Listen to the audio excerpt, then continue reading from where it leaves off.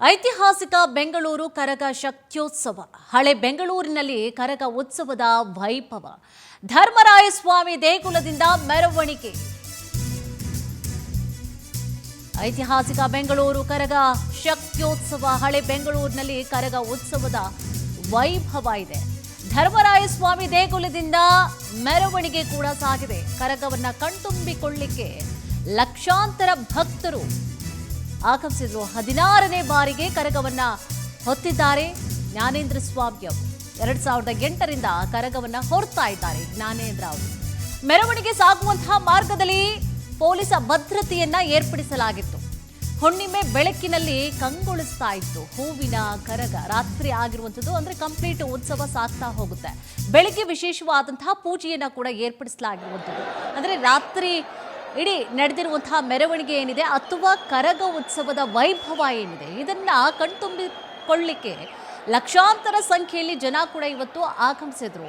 25 ಪೇಟೆಗಳಲ್ಲಿ ಇವತ್ತು ದ್ರೌಪದಮ್ಮ ಹೂವಿನ ಕರಗ ಸಾಗಿದೆ, ಮೆರವಣಿಗೆ ಹೋಗಿದೆ. ದಾರಿಯ ಉದ್ದಕ್ಕೂ ಕೂಡ ಗೋವಿಂದ ಗೋವಿಂದ ನಾಮ ಸ್ಮರಣೆಯೇ ಕೇಳಿ ಬಂದಿದೆ. ಜೊತೆಗೆ ಹೆಚ್ಚಿನ ಸಂಖ್ಯೆಯಲ್ಲಿ ಪೊಲೀಸ್ ಭದ್ರತೆಯನ್ನು ಕೂಡ ಇವತ್ತು ಏರ್ಪಡಿಸಲಾಗಿತ್ತು. ಬೆಂಗಳೂರು ಅಂತಂದ್ರೆ ನೋಡಿ, ಬೆಂಗಳೂರಿನ ಜೊತೆಗೆ ಕರಗ ಅನ್ನೋದು ಕೂಡ ಸೇರ್ಕೊಂಡಿದೆ. ಈ ಒಂದು ಕರಗವನ್ನ ನೋಡ್ಲಿಕ್ಕೆ ಅದರಲ್ಲೂ ಕೂಡ ಸತತವಾಗಿ 9 ದಿನಗಳ ಈ ಒಂದು ಕೈಂಕರ್ಯ ಏನಿರುತ್ತೆ, ಸೊ ಇವತ್ತು ಅದು ಕೊನೆ ಆಗ್ತಾ ಇದೆ. ಜೊತೆಗೆ ಈ ಕರಗ ಮೆರವಣಿಗೆ ಏನು ಸಾಗಿದೆ ಇವತ್ತು ರಾತ್ರಿ ಇಡೀ ಬೆಂಗಳೂರಿನಾದ್ಯಂತ ಕೆಲವೊಂದು ಏರಿಯಾಗಳ ಮೂಲಕವಾಗಿ ಏನು ಸಾಗ್ತಾ ಹೋಗಿತ್ತು ಈ ಒಂದು ಕರಗ, ಸೊ ಇದನ್ನ ಕಣ್ತುಂಬಿಕೊಳ್ಬೇಕು ಅಂತ ಹೇಳಿ ಲಕ್ಷಾಂತರ ಸಂಖ್ಯೆಯಲ್ಲಿ ಕೂಡ ಭಕ್ತರು ಆಗಮಿಸಿದ್ರು. ಎಲ್ಲೆಡೆಯೂ ಕೂಡ ಇವತ್ತು ಗೋವಿಂದ ಅನ್ನುವಂತಹ ನಾಮಸ್ಮರಣೆಯೇ ಕೇಳಿ ಬಂತು. ಜೊತೆಗೆ ಬೆಳಗ್ಗೆ ವಿಶೇಷವಾದಂತಹ ಪೂಜೆಯನ್ನ ಕೂಡ ದ್ರೌಪದಮ್ಮ ತಾಯಿಗೆ ವಿಶೇಷವಾದಂತಹ ಪೂಜೆಯನ್ನ ಕೂಡ ಇನ್ನೇನು ಕೆಲವೇ ಕ್ಷಣಗಳಲ್ಲಿ ಕೂಡ ಮಾಡಲಾಗತ್ತೆ. ಈಗಾಗಲೇ ಅಣ್ಣಮ್ಮ ದೇವಿ ದೇವಸ್ಥಾನವನ್ನ ಕೂಡ ಗಾಂಧಿನಗರದಲ್ಲಿ ಇರುವಂತಹ ಅಣ್ಣಮ್ಮ ದೇವಿ ದೇವಸ್ಥಾನವನ್ನು ಕೂಡ ಈಗಾಗಲೇ ಆಗಮಿಸಿರುವಂಥದ್ದು. ಕರಗ ಉತ್ಸವ ಈಗಾಗಲೇ ಬೆಂಗಳೂರಿನಾದ್ಯಂತ ಏನು ಸಾಗ್ತಾ ಹೋಗ್ತಾ ಇತ್ತು, ಪ್ರಮುಖವಾದಂತಹ ಏರಿಯಾಗಳಲ್ಲಿ ಸಾಗ್ತಾ ಹೋಗ್ತಾ ಇತ್ತು. ಸೊ ಈಗಾಗಲೇ ದೇವಸ್ಥಾನವನ್ನು ಕೂಡ ಪ್ರವೇಶವನ್ನು ಮಾಡಿದೆ ಕರಗ ಅನ್ನುವಂತಹ ಮಾಹಿತಿ ಕೂಡ ಲಭ್ಯ ಆಗ್ತಾ ಇದೆ. ಇದಾದಂತಹ ನಂತರವಾಗಿ ವಿಶೇಷವಾದಂತಹ ಪೂಜಾ ಕೈಂಕರ್ಯಗಳನ್ನು ಕೂಡ ದೇವಸ್ಥಾನದಲ್ಲಿ ಇವತ್ತು ಮಾಡಲಾಗುತ್ತೆ. ಪ್ರಸಾದದ ವಿನಿಯೋಗ ಇರ್ಬೋದು, ಪೂಜಾ ಕೈಂಕರ್ಯಗಳು ರಾತ್ರಿ ಇಡೀ ಇವತ್ತು ಜಾಗರಣೆಯಲ್ಲಿ ಇರ್ತಾರೆ. ಯಾಕೆಂದರೆ ಕರಗ ಉತ್ಸವ ಅಂತಂದರೆ ಅದನ್ನು ಕಣ್ತುಂಬಿಸ್ಕೊಳ್ಬೇಕು ಅಂತಂದರೆ ಜೊತೆಗೆ ಇದನ್ನು ಬಹಳ ವಿಜೃಂಭಣೆಯಿಂದ ಕೂಡ ಸತತವಾಗಿ 9 ದಿನಗಳ ಕಾಲ ಇದನ್ನು ಆಚರಣೆಯನ್ನು ಕೂಡ ಮಾಡಲಾಗುತ್ತೆ. ಅದರಲ್ಲೂ ಕೊನೆಯ ದಿನ ಆಗಿರುವಂತಹ ಕಾರಣವಾಗಿ ಸೊ ರಾತ್ರಿ ಎಲ್ಲ ಮೆರವಣಿಗೆ ಕೂಡ ಈಗಾಗಲೇ ಸಾಗ್ತಾ ಹೋಗಿದೆ. ಈಗಾಗಲೇ ದೇವಸ್ಥಾನ ಒಳ ಪ್ರವೇಶವನ್ನು ಕೂಡ ಪಡೆದುಕೊಂಡಿದೆ. ಆನಂತರವಾಗಿ ವಿಶೇಷ ಪೂಜೆಗಳನ್ನು ಕೂಡ ಮಾಡಲಾಗುತ್ತೆ, ಪ್ರಸಾದ ವಿನಿಯೋಗವನ್ನು ಕೂಡ ಮಾಡಲಾಗುತ್ತೆ. ರಾತ್ರಿ ಇಡೀ ಜನ ಕೂಡ ಕಾದು ಕರಗ ಸಂಭ್ರಮದಲ್ಲಿ ಕೂಡ ಪಾಲ್ಗೊಂಡಿದ್ರು. ಭಕ್ತಾದಿಗಳು ಕೂಡ ಹೆಚ್ಚಿನ ಸಂಖ್ಯೆಯಲ್ಲಿ ಆಗಮಿಸಿದ್ರು. ಹೆಚ್ಚಿನ ಭದ್ರತೆಯನ್ನು ಕೂಡ ಇವತ್ತು ಬೆಂಗಳೂರಿನಾದ್ಯಂತ ಏರ್ಪಡಿಸಲಾಗಿತ್ತು. ಕೆಲವೊಂದು ಏರಿಯಾಗಳಲ್ಲಿ ಅಥವಾ ಮೆರವಣಿಗೆ ಎಲ್ಲಿ ಸಾಗ್ತಾ ಹೋಗುತ್ತೆ ಅಲ್ಲೆಲ್ಲ ಹೆಚ್ಚಿನ ಭದ್ರತೆಯನ್ನು ಕೂಡ ಕಲ್ಪಿಸಲಾಗಿತ್ತು.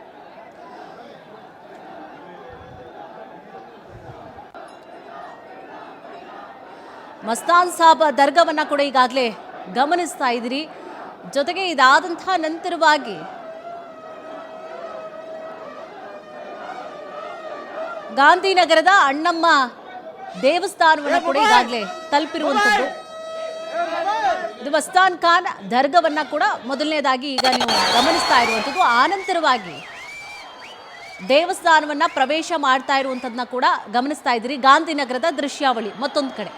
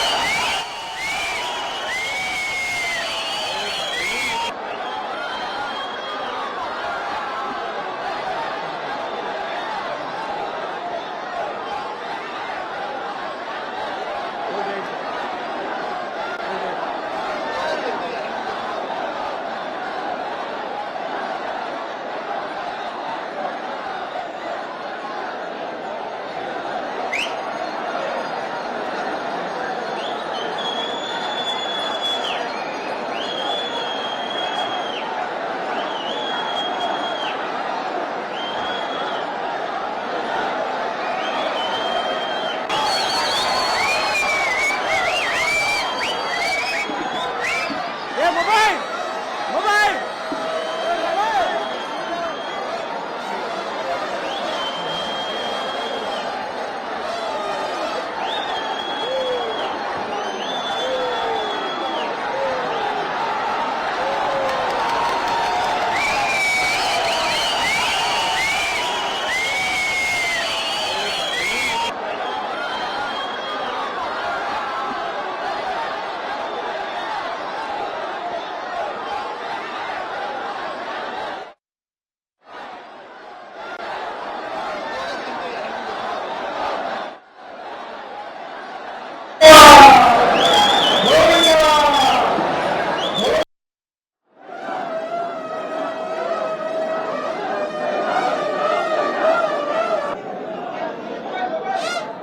ಮೊಬೈಲ್ ಮೊಬೈಲ್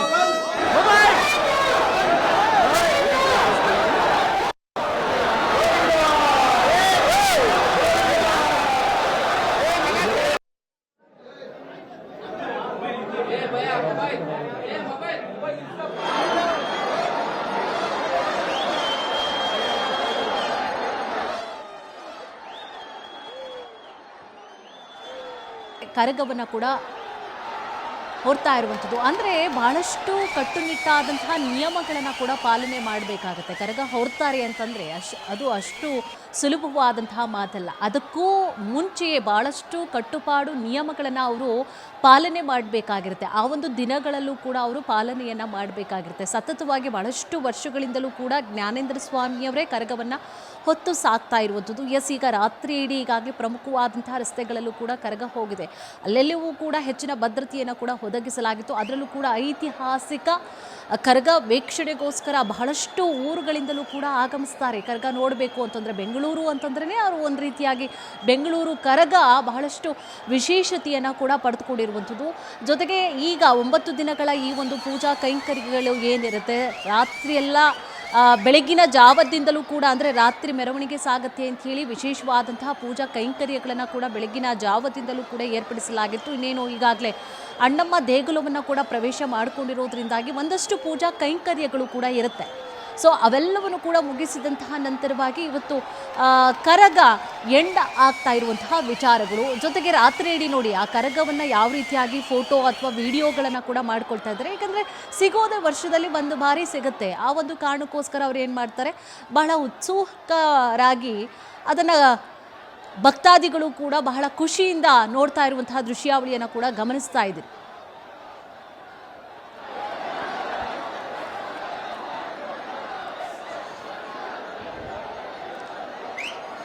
ಈಗ ಅಣ್ಣಮ್ಮ ದೇಗುಲದಿಂದ ಮೈಸೂರಿನ ಸರ್ಕಲ್ನಲ್ಲಿ ಇರುವಂಥ ಮೈಸೂರಿನ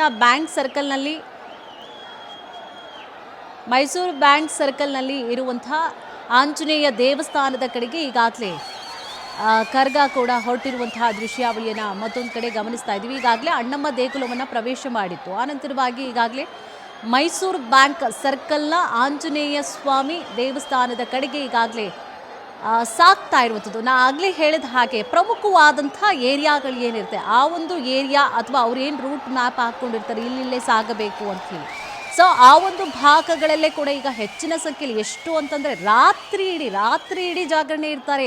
ಈ ರಸ್ತೆಯಲ್ಲಿ ಬರುತ್ತೆ, ಈ ದೇವಸ್ಥಾನದ ಕಡೆಗೆ ಬರುತ್ತೆ ಅನ್ನುವಂತಹ ಕಾರಣಕ್ಕೋಸ್ಕರ ಅಲ್ಲೆಲ್ಲ ಕಂಪ್ಲೀಟಾಗಿ ಬೆಂಗಳೂರಿನ ಜನತೆ ಯಾವಾಗಲೂ ಕೂಡ ಎಚ್ಚರವಾಗಿ ಇರ್ತಾರೆ. ಆಲ್ಮೋಸ್ಟ್ ಅಲ್ಲಿ ಬಹಳಷ್ಟು ವೆಹಿಕಲ್ಸ್ಗಳು ಕೂಡ ರಾತ್ರಿ ಇಡೀ ಓಡಾಡ್ತಾ ಇರುತ್ತೆ. ಬಟ್ ಜನ ಇದನ್ನು ಸಂಭ್ರಮದಿಂದ ಅದನ್ನು ಆಚರಣೆ ಮಾಡೋದಿದೆಯಲ್ಲ, ಕರಗವನ್ನು ನೋಡಬೇಕು, ಅದನ್ನು ಕಣ್ತುಂಬಿಸ್ಕೊಳ್ಬೇಕು, ಆ ಒಂದು ಸಂಭ್ರಮದಲ್ಲಿ ಭಾಗಿಯಾಗಬೇಕು ಅನ್ನುವಂತಹ ಉತ್ಸುಕತೆ ಏನಿದೆ, ಸೊ ಈ ಭಾಗದಲ್ಲಿ ಬರುತ್ತೆ ಅಂಥೇಳಿ ಅಲ್ಲೆಲ್ಲವೂ ಕೂಡ ಹೆಚ್ಚಿನ ರೀತಿಯಾದಂಥ ಕಟ್ಟೆಚ್ಚರವನ್ನು ಕೂಡ ಪೊಲೀಸರು ವಹಿಸಿದರು.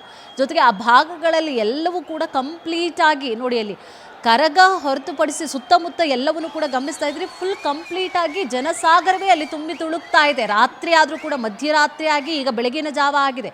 ಬೆಳಗಿನ ಜಾವ ಆದರೂ ಕೂಡ ಅಷ್ಟರ ಸಂಖ್ಯೆಯಲ್ಲೇ ಜನ ಅಲ್ಲಿ ಮುಗಿ ಬೀಳ್ತಾ ಇದ್ದಾರೆ ಕರಗವನ್ನು ನೋಡಬೇಕು ಅನ್ನುವಂಥ ಕಾರಣ.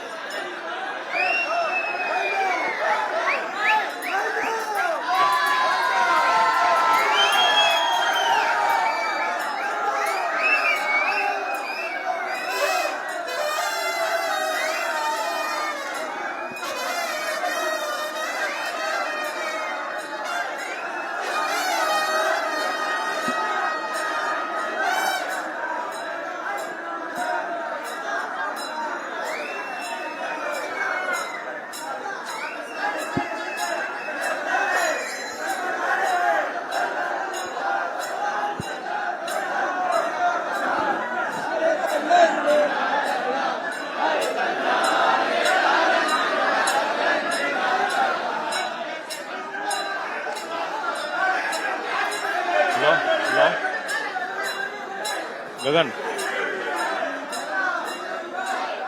ಗಗನ್ ಹೇಳ್ ಗಗನ್. ಹಾ ಹೇಳಿದೀನಿ, ಕ್ಯಾಮ್ರಾಮನ್ಗೆ ಹೇಳಿದೀನಿ, ಪಂಚ್ ಆಗಿದೆ ಅಂತ ಹೇಳಿದೀನಿ.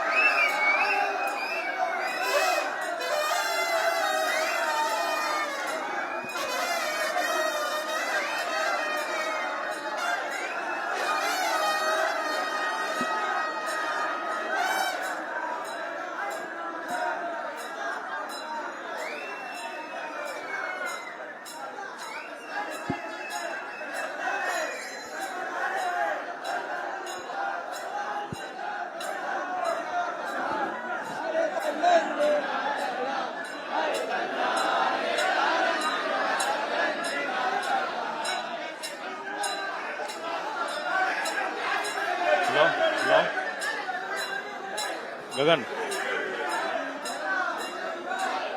ಗಗನ್ ಹೇಳ್ ಗಗನ್. ಹಾ ಹೇಳಿದೀನಿ, ಕ್ಯಾಮ್ರಾಮನ್ಗೆ ಹೇಳಿದೀನಿ, ಪಂಚ್ ಆಗಿದೆ ಅಂತ ಹೇಳಿದೀನಿ.